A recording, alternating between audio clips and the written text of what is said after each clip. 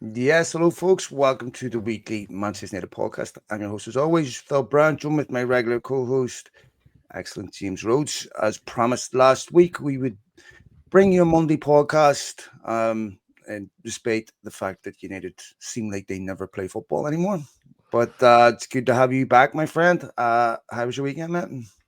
Yeah, not bad at all. Not bad at all. Just catching up, and it's cooled off here. We're getting into real winter here in my area. So we're in for you Americans in the 30s and 40s, and for you non-Americans in the single digits is where we're at now. So We are got deluge of rain, which we so badly needed. So rain in California brings the whole state to a standstill. Like nothing happens. We're completely like a fish riding a bike, completely out of place with when it rains, but much needed.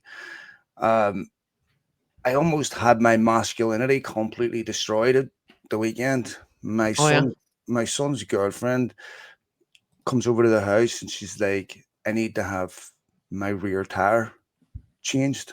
I'm like, "Shit." Okay, so I've got to get a jacket and do all this stuff, right?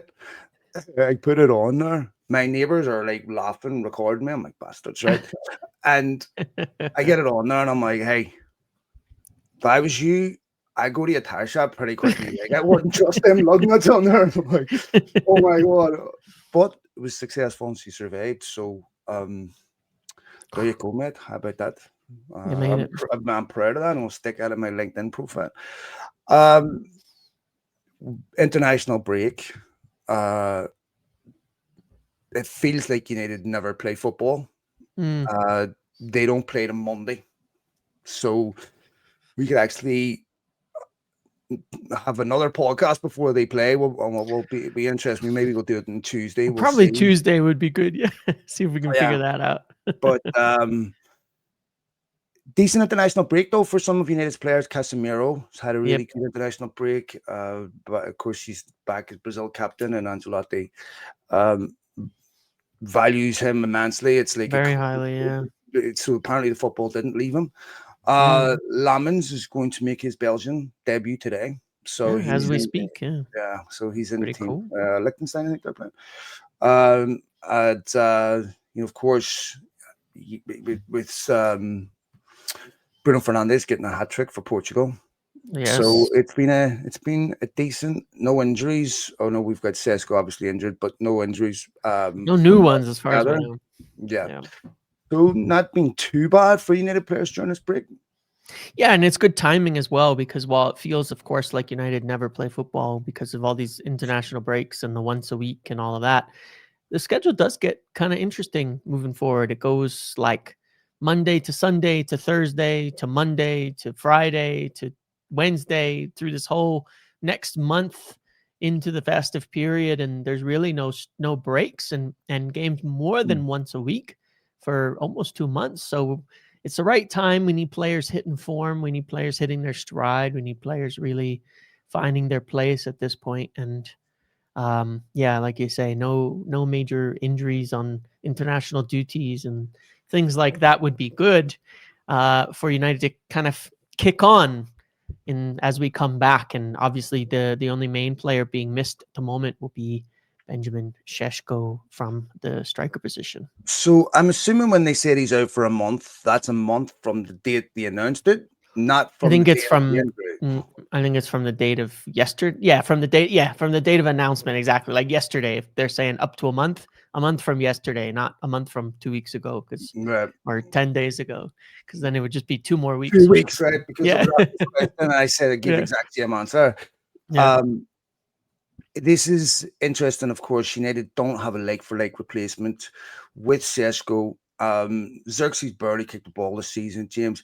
If Zirkzee doesn't get that, I don't like United when they don't play with a striker. Yeah, And Ruben Amorim is on record saying that Zirkzee's not a number 9. yeah. This is a bit of an odd situation because United need, to me, they need an out and out striker. Mm. With Zirkzee, um, this is a big moment in his United career. Do you think that? Amorim starts him. Well, there's a couple opportunities here, right? We've seen him start Cunha in the 9 on a few occasions instead because he gives him a little bit more pace and different things like that. I mean, even it's been so flexible at times. The front three we've seen Mbumo playing as the furthest player forward very often, anyway, in many instances. So I do think this is an opportunity though for Zirkzee because you could have Zirkzee, Cunha, and Mbumo. Who's the striker in there? I don't know how much it really matters. You just need some players putting some runs in, but I don't I like think Mount in that position, James. yeah, I like Mount in the 10. He's done a decent job there with the striker next to him. But, you don't want him playing a false 9 either in that respect. But, what's interesting about this is that the next games, as we know, United had the toughest start to the season. Mm-hmm. And now they have the easiest next stretch of games, which makes sense. You play the toughest first 10 games, your next 10 have to be easier because that's just how it works, right? In those games, United would expect ideally to have more possession, to have more territory, to not be playing so much. There's probably less spaces in behind. You play against teams that are maybe going to hope to sit in a little bit. In these types of games, maybe it is I think it becomes a real opportunity for someone like Zirkzee to help United Mm-hmm. get some possession, control the ball a bit more, slow the game down in these games where we're not just firing it in behind as much as we have been against some of these bigger teams. So it feels like it's the right time and opportunity. If there was a moment where we could deal with it, where he might help us in possession to settle, to get a hold of the game, to stop conceding so many chances and keep the ball a little bit more, I think Zirkzee could help in that respect. So I'd like to see him get some chances here, and I'd like to see him take them because it feels like I do think he has some value to provide. He is a really skilled player, and I think if you look at all United being bad at maybe one thing this season is they give up way too much of the ball and give away way too many chances still. I feel he's a player that could help with that if we utilize him right and he take that opportunity and grab it and do something with it as well. I think, in his defense, it's really hard to come in and play at, peak performance when you're only getting sporadic minutes here or there. Yeah. He has to look at the next 4 to 5 weeks as the opportunity to either show that he is a Manchester United player or move on. Because, you're going to have Mbumo, of course, and Ahmad go on to the AFCON. There's going to be opportunities for him to play up front Yep. over the next 4 to 5 weeks and be consistent in Leeds United's attack. I think this is really the make or break point for his United career. And if it doesn't work out, James, Zirkzee has to be looking for a move in January. I mean, Yep. he has the World Cup to think about, Holland going to the World Cup. I don't want players sitting at United that are happy not to be playing. I mean, I don't blame Kobe Manu for wanting a loan. To me, if you're a footballer, if you're at a football club, you're not playing, whether it's because the manager doesn't like you or whatever, then it's mutually beneficial for both club and player for that player to move on, right? I mean, no one wants a player sitting on their bench, that you could sell for decent, really significant amount of money. It's not sustainable. So for the likes of Zirkzee, and of course, Manu too, the next few weeks is going to be absolutely pivotal in the United careers. Yeah, no doubt about that. And it's sort of an odd situation because if you do look at the squad at the same time, you look at Kobe Mainu, and I know it feels unlikely, but if you could imagine for a moment, if Bruno did get injured, well, suddenly, if Kobe's not there, United are really short in players, like really short on midfielders. They Mhm. have very few actually, and you could almost say the same up front. I mean, it's they've got options, and we've been sort of fortunate that there's been a lot of consistency with Mbumo and all of that. But beyond the front three, Cunha, Sesko, and Mbumo they brought in this summer, it's still a lot of question marks. Mason Mount, who's when he's fit and has Mhm. been decent, he's still picking up little knocks here and there. He's had 2 this season already, even though he hasn't really missed much time. Um, and then you have Zirkzee, and then you have Ahmad shifting him out of position, which ideally you don't want to have to do because he seems to do a lot better when he's out wide. So it's sort of it's an interesting situation because it's United don't want to let them go, but if they don't grasp this opportunity, might they look then to move them in January, let them have their move, but bring someone in? Because there Yeah. are seemingly opportunities that you don't always get in January in the market right now for United. I think you can't do a loan deal to loan Zirkzee out. Yeah. You know, It could be I a think loan and like Manu a has. buy, but it's gotta be a Yeah, permanent end of it, I think, yeah. I don't think Manu's situation is as desperate as Xerxes. I think Manu could. I mean, he needs to be playing football, but I don't think if he doesn't play well in the next 4 to 5 weeks, if he plays, that it's going to be terminal to Yeah. his United career. I think that Yeah. this is someone of immense ability, but with Xerxes, this is different. And Yeah, he's never really nailed a spot, like, any much at United. It's been so yes, sporadic. and look, United have the threshold now for being considered a Manchester United player not good enough is obviously very different now, and the United are not going to be patient the way they were in the past. United need to know what type of player they have here because it's really hard to pass judgment on him. Technically, we know he's exceptional, but he's a forward. He needs to be scoring goals. He needs to pose a goal threat. And this is I sympathize with United teams because they're not playing enough games of football to justify bringing Yeah. in other players that are going to complain. If you want to bring in supplemental strikers, you can only bring in players that are capable of improving you or at very least maintaining your levels.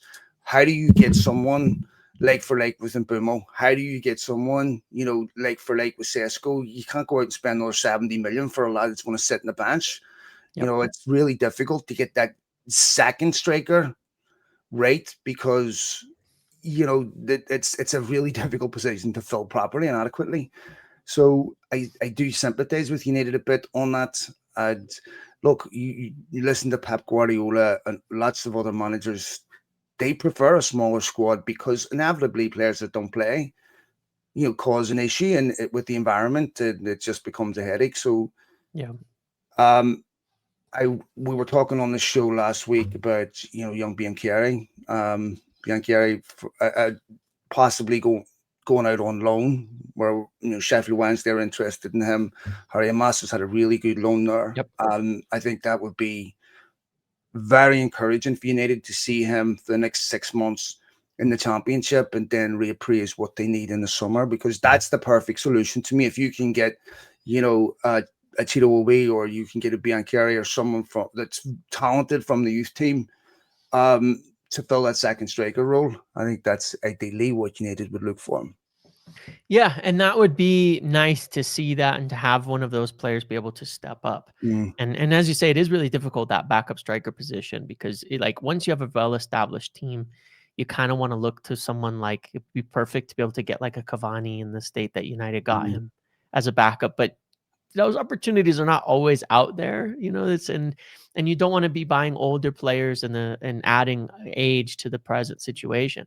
The other possibility that I think could pose a solution to this, that is a short term, long term, and also would be a really intriguing one because of the flexibility of it, is getting someone, is looking at as someone like Semenyo again, in January, who, Ornstein said he's got his release clause in January, 60 million plus 5 million. Because you take a player like that and you go, you have somebody who's Premier League experienced, who's sort of two-footed and has played in the Bournemouth side on like 4 different positions already So across it. who does he? Because if you're bringing in Semenyo, you're Mhm. bringing him in to start. Who does he start ahead of? Well, here's the interesting thing about, I mean, that's true, but at the same time, if we look at it, like we have a balance here of a this year versus like a next year problem as well, right? Because I think next year our front line is very short. Actually, it's too small. It's not good enough in that respect. If we're in the Champions League and you're playing Saturday, Wednesday, Sunday, Thursday, whatever the schedule is, or Saturday, Tuesday, and all you have is Sesko, Cunha, and Bumo, like I think you want to have, if you look at City's forwards, they always had probably 4 or 5 really, really, really good forwards in there at any given time. And Mhm. if you look at Liverpool right now, they've, not that it's going that well for them, but they have Isak, Ekitike, Salah, Gakpo, Wirtz, who's kind of a forward as well, and others in that team. And you go, Ideally, Mhm. if Zirkzee hasn't nailed the spot down, Mount is still a sometimes player. Sesko, Cunha, and Bumo, Semenyo as 4 really good forwards is not too much, especially when I would consider the fact that in this team, Semenyo could also play on the left, way out wide on the left. He could play in one of those roles like Ahmad is doing on the right. And that gives you even an extra position that doesn't totally that doesn't mean you have to bench, Sheshko or something like that. I think that flexibility Do you helps to honestly think answer United that would kind of spend that question. money? Sorry, Tim. Do you honestly Yeah. think United are going to spend? I mean, this is an honest question. It's Yeah. not being snarky. Um, do you think United would spend 65 million on Semenyo in January? I think they could if they could get him. I guess I look at it and I go, what is it worth? Right? United, I think if we were to look at the performances so far this season, this would apply to any of these January opportunities here. One is that I think they have long-term benefit. We know United tried to sign Semenyo in summer at one point and they ended up not getting it Yeah. done, but they tried, right? So he's obviously a long-term, not a panic signing, not somebody you get just because he's there, someone you do like for the long term. United, I think we can see are like on the verge of like, are they going to get Champions League positions? Could they get into the top 5? Are they going to be in 6th and 7th? I think right now it's a coin flip, right? And then you look at injuries, you look at players like Zirkzee, and I think it ties back to that earlier discussion. What if someone like Zirkzee doesn't really grab this opportunity over these next 4 weeks? In January, you've got clubs interested from Italy. He'd be open to the move. Moving him, bringing in Semenyo could be the difference maker for United in 5 to 10 goals over the second half of the season, which might be enough for, a couple positions in the league. It may pay for itself in that respect with how much Champions League's worth these days. If they aren't thinking Champions League qualification is a very realistic goal right now, I want to know Yeah. why. Because if Yeah, they'd me have held too, on because it against is. Spurs, I mean, if they'd have went Yeah. second, United would have went Yeah. second. There's no reason. There's nothing to look at that league table and say, look, there's 4 teams that are Yep. ruthlessly consistent that we can't catch, that we have to be real. They're not. And Yep. so, and we're still talking about a United team that could have went second with a United team that's had the most difficult start in the Premier Yeah. League. Yeah. And we talked about this last week, so I'm not going to do it to death. But some of the negativity over the draws, I've been a virulent critic of Amorim. I don't understand that, to be honest, because I think what United are at best are a top 4 team. That's what top 4 teams do. They draw away from home. They drop points in games they probably should win because they aren't perfect. But Semenyo, it's an interesting dilemma for United because if a lot can change between now and January. I mean, we look at how much has changed in 4 or 5 weeks. Yep. Amorim getting manager of the month, everything it just seemed totally implausible. But if United are maintaining this level of consistency and you're sitting there in January, you go, look, Champions League is a very realistic prospect. Okay. We don't want to find ourselves falling short because we hedged and said, we'll recruit in the summer. Yep. If United can have an opportunity to bring someone in that is an upgrade at a decent price, they should do it. But of course, James, the most of the money in the summer is going to go on midfielders. Yeah, and I think, the other consideration just to factor into this is it's not just about United improving, but if teams are improving around them, right? Who are we competing with? Because if Chelsea, Liverpool probably going to be competing with for that top 4 position, looking at how they're doing this season, if they go out and make signings like, the 3 players essentially that is kind of uniquely possibly available in January is Semenyo, Gehi, and Gomez. And there happen to be 3 positions United still have an interest and a need in: the midfield, center back, and another forward or wide player of some kind. If other clubs go out and buy these players around them and strengthen, it does hurt them. It's not just not strengthening, it's because it's all relative, right? If other clubs go out and do business. But agreed, like but it's also a factor of like, you take the consideration of how much money there is in the budget.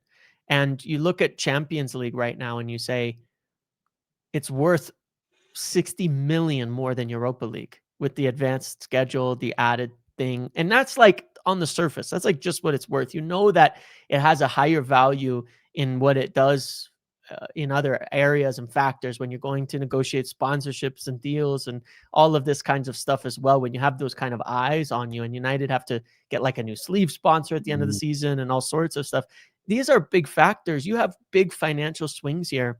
The controls that they've put in, I believe, allow them to spend this summer pretty much no matter what. And they have money right now, because they were prepared to pay 80 million for Baleba at the end of the summer, which they didn't do. So there's money there to spend, right? And we know there's money there next summer. It's just a matter of like what difference it could make. And I think this is where we've seen in the past. And I'm not going to say like I'd be pissed if they don't go make a big signing in January, because there's you have to see how it plays out in the end, where they end up in summer. We don't know all the details of that. But at the same time, it feels like it's one of those moments when, like you said, if they're not thinking United can get Champions League, why? Because you can. And there is an opportunity, and it makes a huge difference for the financial fortunes and as well the confidence, right? We're talking about this rebuild, getting back where United need to be, the whole plan, the 2028. Well, there's a time to go for it. And it feels like now. And then the other difference just is they'll look at the impact that getting some Premier League proven players like Mbeumo has had on this team. mm. Having the opportunity to do something like that in January can springboard you to the future.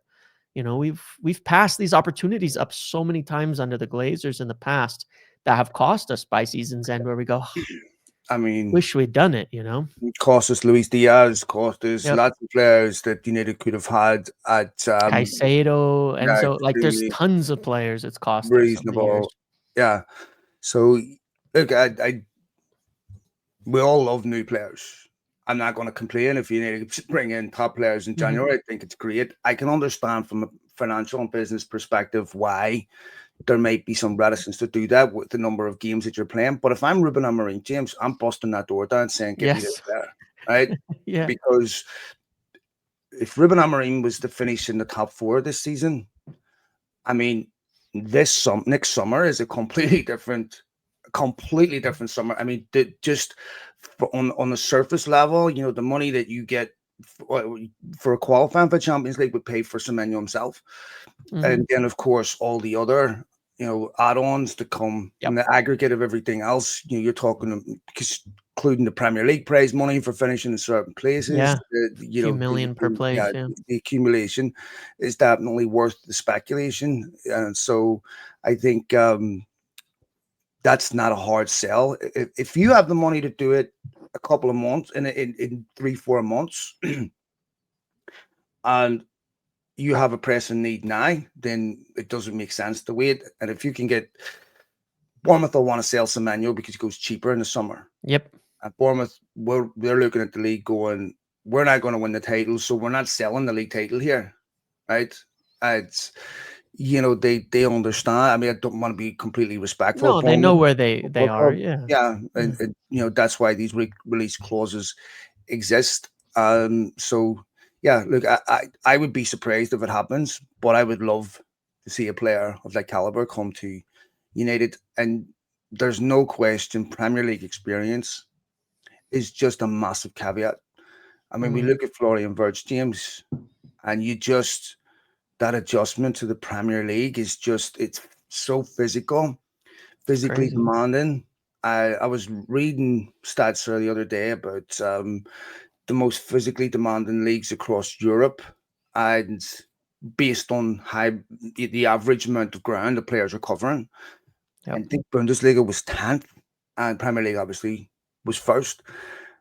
The chasm that's existing now between these Mm. leagues physically and athletically is something that has to be taken into consideration. And being Premier League proven is definitely, I mean, you look at Mbeumo, James, you give me another one of those, please? Yeah, I mean, it's crazy, right? It is, and yeah, so I completely agree. And you were mentioned on an Amorim there, because there's another kind of funny thing under consideration here, which is in summer, Ruben Amorim will enter the last year of his contract if it's not extended. You know, something will have to happen this summer with him. And if I'm him Good as point. Yeah, well, that's a really good point. Yeah, it's true. if I'm him as well, I'm saying, look, if I'm supposed to accomplish a goal to show you evidence that I deserve to be the guy for your 2028 plan to win a title with Manchester United or compete for titles, you need to give me the tools for this. You need to give me the opportunity to do this. You need to give me the players to do it. I've only had one summer, one window. That's all I got really to do something yet. And now I'm supposed, because he got such a fairly short-term contract in that respect. 2.5 years, wasn't it? Yeah, he's doesn't have a huge amount of time to prove himself by this coming summer, where he'll enter into the last year of his deal. And yeah, for him, I'd be looking at it and saying, we've had 2 windows, and one, I was only in place for a month by the time that window came in, and we got a 20-year-old wingback from Lecce in Italy, their Mm. biggest sale ever, right? I haven't had a ton of backup to really tell you whether I'm the guy or not. So how can you, make that decision? If Yeah. I'm him, I'm going to them and saying, "You get me somebody serious in January, and then let's see what we can do. And that way you can make a real decision about me, because I think I can get you Champions League." And if I'm him, I think he'll think that. And I think he's going to be thinking that way as well. I think he'd be strongly pushing for it. If he goes into January in a similar position that he's in right now, where there's momentum, and I Mhm. mean, if United are maybe even if they lose one game between now and then, but they're still on, Around that on top 4 course. or Yeah, 5 position. Yeah. he's going to be in an enormous position of strength, and United would Yep. be playing a really stupid, risky game to deny him the players that he needs Yep. to achieve your goals. And it must be extremely tempting for Barada and Ratcliffe, what have you. They crave sporting success, to look at that and say, "This is our manager. If he works out, reflects exceptionally well on Yeah. us." So it doesn't make sense to say, no, you can't have it now, but you can have it, in 120 days or whatever. Yeah. 5 months from now. Yeah, Why? like, It's like, why?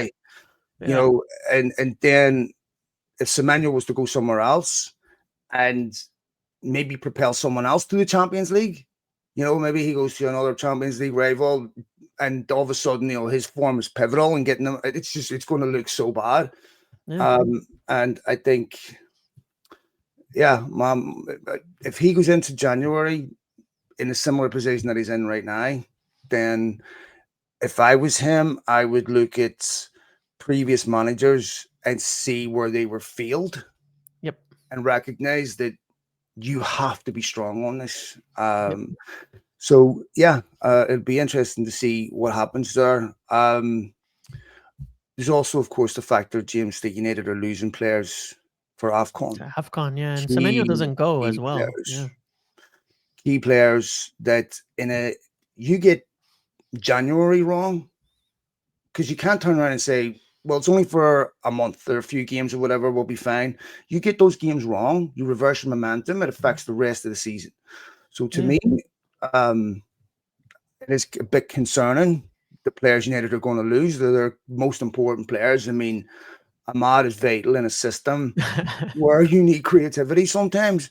Yeah. And Bruno is, we don't have anything quite like that. And it's Mazrui, who we haven't seen enough of, but a key player when we do. Mm. Those are big holes. So Yeah. very important that Amorim is firm on Yep. that. Uh, I we obviously talked about different players for January. Conor Gallagher, João Gomez. Conor Gallagher was, I think, is someone that could get. Do you think that's a possibility? I think it is a possibility. Obviously, he seems like one where they would want to consider him specifically on loan, see what he can do. It feels like that's an aspect of, like, maybe they wouldn't be convinced by him, but as of yet, but want to see what he can do in the Premier League, since he spent a while, away and has played here before. But a player who provides a lot of legs, a lot of energy, has played in England, is familiar with the game. I think that's an easier potential opportunity as like a fallback from some of these other names that are there. Obviously, not as exciting, but in that respect, but can also cover a variety of positions, which I think might be part of it as well. A player who could fill in a lot of different roles. I imagine that that's part of the when you're looking at a January signing in terms of impact, you're saying, well, you fill a lot of gaps. That's how a player can help in when you're bringing them in a January window. So I do think that one is a possibility if it were to be available on loan. Um, what that spells for other players, I'm not totally sure about that one. Yeah, I think you'll have a lot of players available on loan, James, in January Yeah. because there are players that are not playing that want to go to the World Cup. And so I think there might be some opportunities to do some deals with loan options to buy. Lita Martinez, rumored to be consideration for the bench against Mhm. Everton. Of course, he's off with Argentina doing intense training. Question then becomes, James, where does Lita Martinez play in this team? Because Luke Shaw having a decent run at left, centre back. He's Yep. been consistent. He's someone that does. He's staying fit. We saw Lita Martinez in a sort of defensive quarterback midfield position. We saw that against Liverpool last season when he scored that key ball for Ahmad against City away came from Licha Martinez from deep. So where do we see Licha Martinez when he comes back? Well, it'll have to be on that left side center back because I think athletically and physically, he's not really going to fit into any of the other positions. But I think it's still Shaw's spot to lose for the moment. Can I just And stop you really quick, yeah, James? Because you said something that I only ever hear about United players. They don't mm. have the legs. Manu doesn't have the legs. Casemiro doesn't have the legs. Licha Martinez. Why is it that I don't hear this about Arsenal players? Why is it I don't hear this about Liverpool players?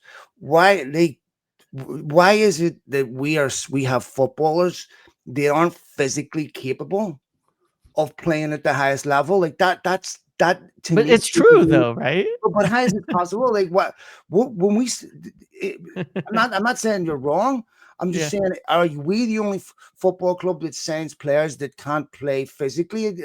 I don't get that. Like that to me doesn't make Probably sense. to a degree, yeah. Like, I mean, if you look at like the difference in a lot of the signings, like look at Liverpool right now, who's struggling?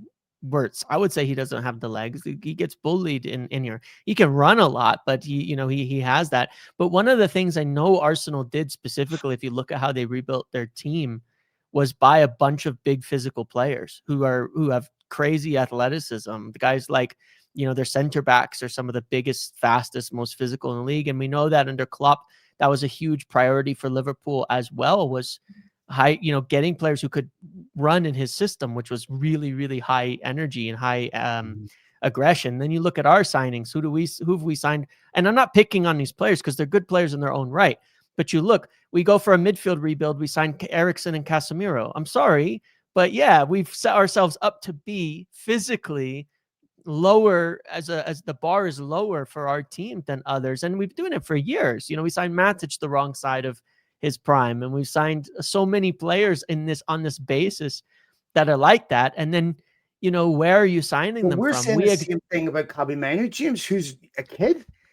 Yeah, I mean, but I think that's where he just needs time and age for me, because I think that's just experience. He's a young player, that does need some time to build up into the jump from, we know the jump from the youth level to the men's game is really big, right? And I think that there's fairness in that, but I think as well, like United we were talking about Prem proven, but United have ignored signing good Premier League players for like 10 years.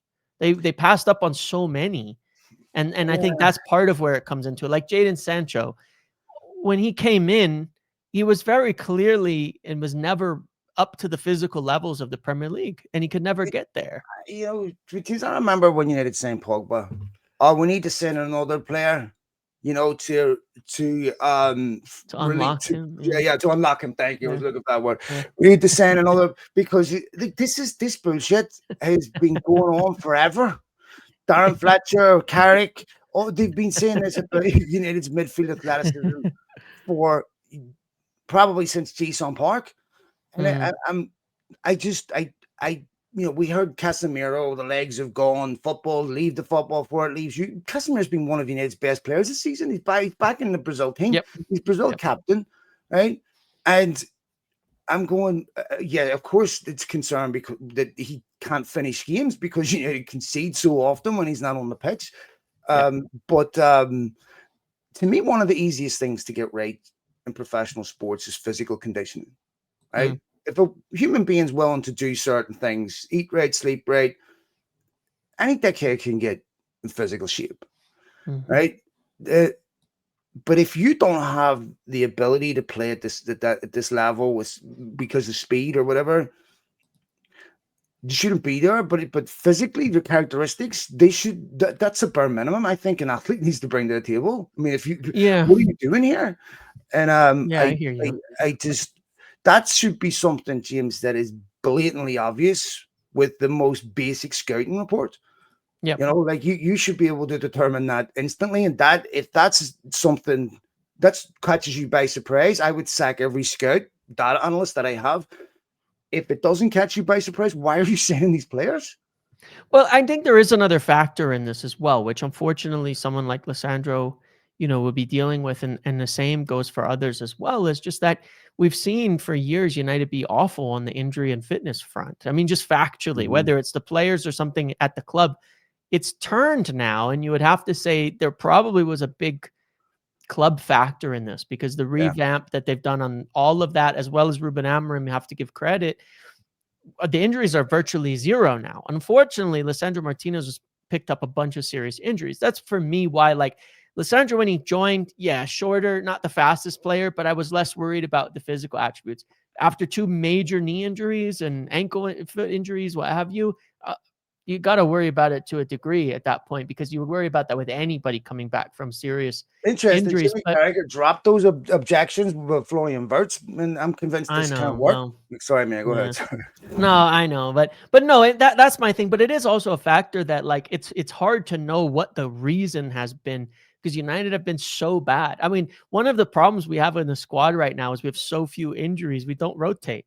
And that's why there's no minutes for Zirkzee and Manu, like we've been talking about. If this was like last season or the year before, they'd be playing 90s because you'd have 6 injuries to the first 11 already. And we're not seeing that. And we are seeing the fitness levels improve. So maybe our complaints about United players not having the legs, maybe that's a problem that's solving itself with, the changes that have been made, internally. And it's not an issue of necessarily, their players have responsibilities and there's always age and things like that factor into it. But still, we've seen that, I think the baseline level go up a lot this season in terms of how much they run, the fitness levels, the injury levels, all of that has improved a lot. So it may be a complaint that dies moving forward, but signing physically robust players also, I think, is a factor in that too. Yeah, it's definitely a factor in the Premier League. You need to have certain physical characteristics. And look, we've seen with Axel Tuanzebe, who Mm, of course is litigating, suing Manchester United for um yep, culpability in his injuries and how they were rehabbed and stuff. Not the first player, by the way, to do yep, this. This goes. I remember Owen Hargreaves even having these. yep. This goes back And of quite a course, ways this away. from 6 years ago or whenever this happened, this incident, whatever was Yeah. going on with So Tuanzebe. Yeah. yeah, it's a. I mean, in United slight defense, a human being also has to take responsibility Mm-hmm. for their own. If you want to go see your own surgeon and they make a mess of your surgery, then I'm sorry, you have Which to has take happened. Yeah. responsibility. Football Yep. club can only do so much. Um, Everton on Monday. What's Mm. your expectation here, mate? I think it'll be a good game from United. I think that, like I say, I like the last 5 games have been good. I think United have found a bit of consistency. Obviously, coming out of the international break, played Liverpool after the international break last time, did pretty well in that game. I think they'll be up for it. The Monday probably helps us a bit because Casemiro is playing a bunch of games for Brazil, and usually that turnaround is kind of problematic. They're playing in Coming from Europe, aren't they? Though. yeah, well, there's a couple of things, right? Usually they're playing in South America, and he's Mm. flying back on Thursday. He's got a game on Saturday. It's a joke for the South American players, but given that it's local in Europe and it's till Monday, teams should be well rested. Teams should be more fit, and so I think that at home as well. I don't think United have lost at home. No, they lost to Arsenal opening day, but since then 4 wins in a row, I think, at home. Mhm. Um, so yeah, I think it'll be a good game. I think they'll keep up the good form. We'll play mostly the 11 we would expect to play without Sesko, and then see where we go. But I think it'll be good. Yeah, I mean, ironically, one of Amorim's only real bright spots last season was the 4-0 win at home against Everton. Yeah, And when, yeah. to be fair, he was quite, he was quite direct after that game about not getting carried away. It'll be interesting to see if, hopefully, United haven't lost that momentum that they built Mm, before the international break. But I do feel that there's a newfound confidence in United, and it's interesting because when you listen to other managers, almost all of them have said this, by the way, that have played United this season. They are significantly better. yeah, Thomas Frank say this. I've heard other managers say this now. You could see that there's been, legitimate, scalable improvement, and yep, not just in how United play, but in the characteristics in the team, as we've covered last week about United, of course, scoring a lot of late goals, which is really, really encouraging, and it shows yep. that there is a certain character building in this team. I listened to interviews with Cunha, who was away at Brazil, and you're talking about a guy. Yeah, maybe we'd like to see a few more goals from him, but that attitude that he has personifies exactly what you need in a team. It Yeah. may be a bit of Mark Hughes. Yeah, you're right about that, and it's like it's when everything's not 100% going your way, still having strong attitudes, things like that, the strong commitment to desire for the team, all of that is still very, very vital. It's so easy to drop your head in those instances, and that's something we haven't seen, which I think it has to be commendable, where you're still doing a lot of work for the team, because there's a lot of things it's easy to give up. If you're not scoring goals, it's easy to start giving up on the defensive work. It's easy to start giving up on tracking back. It's easy to start giving up on so much of that because you're trying to cheat towards solving this big problem of not scoring. When somebody doesn't cheat like that and they really still commit, it's commendable, and it always gives me confidence they'll turn it around as well. Because I think when people do the right things, the results will come one way or another for them. Yeah, I mean, look, I think with Cunha, he gives you so much more than just the Yep. goals, and that is really, really important. One of the things that I hate coaching at youth level is when parents say to their kids, "I'll give you, $5 or £5 if you score today," because what that basically tells a kid is, one, the only metric of success on a football pitch is if you score, and two, fuck the other players. You just go play for Mm, yourself and score a goal. Like this, everything boils down to, did you score? I've seen players play absolutely horrendous and score a last minute tap in, and it completely changes how we yep. view them. Cunha was brought to give us so much more Yep. than just goals. We're going to need more goals from him because we're losing key players. How does he play with the Zirkzee, James? Because Mm. Zirkzee playing deep, are they? Are Because they sort Cunha of the likes to same? drop in so much, Mhm. yeah, and but at the same time, he is very, very good on the run as well. Like we saw, I think we didn't see a ton of it, but it was against Fulham, right, where he got in behind on 2, 3 occasions, hit the post, a great save from the keeper, Leno on one of them, on a direct ball from Bayindir at that time.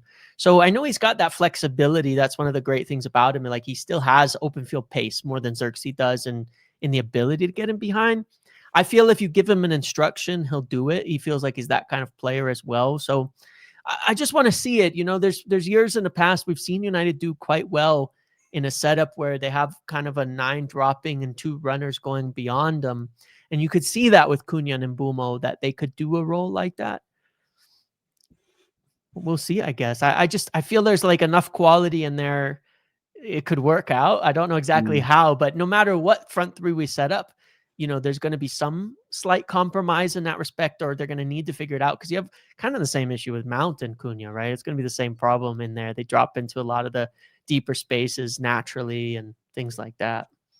Another really positive development this season has been the form of Matthias de Ligt, who probably is United's best defender and first choice defender. One of the things that I find interesting is this is a guy who was Ajax captain, what, 17, Mm, 18? yeah. Why is he not someone that's in the leadership group that Amorim talks about? Yeah, it's a good question. I mean, maybe it was because last year he was still finding his place. Maybe he'll be there in the future. I don't know. I don't know. I don't know exactly the way that that leadership group is formed. I don't know if it's like to a degree, it's almost like there's. I almost wanted to say there's like a person from each sort of different-ish kind of camp or something like that that you would have or group or something, but it's maybe it's really not quite that way at the same Representative of time. each little clique? Yeah, like it's almost like representatives, you know what I mean? I kind of get the idea it might be something like that.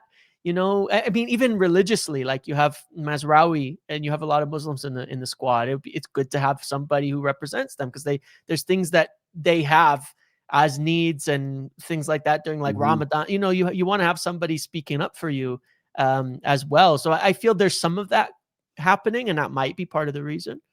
I just have that impression. I could be totally wrong. It's just something an Yeah, it's observation it's maybe. because when I'm thinking about, future captains of United, and he's obviously a consideration. Yeah. It'll be interesting to see what happens next season if United were to qualify for the Champions League, because Amorim's already on record saying Bruno Fernandes needs to adjust to rotation next Mm. season, if Yep. assuming that United get into Champions League. So you're going to need to me have another vice captain that is an obvious alternative to Bruno Fernandes, but Yep. I think he would seem an obvious choice to me. Just found it odd that he wasn't included in that particular group.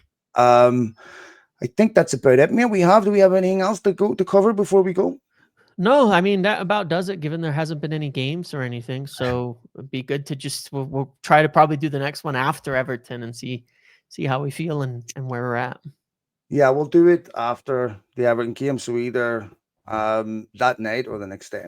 So we'll either do it Yeah. Monday night or Tuesday morning.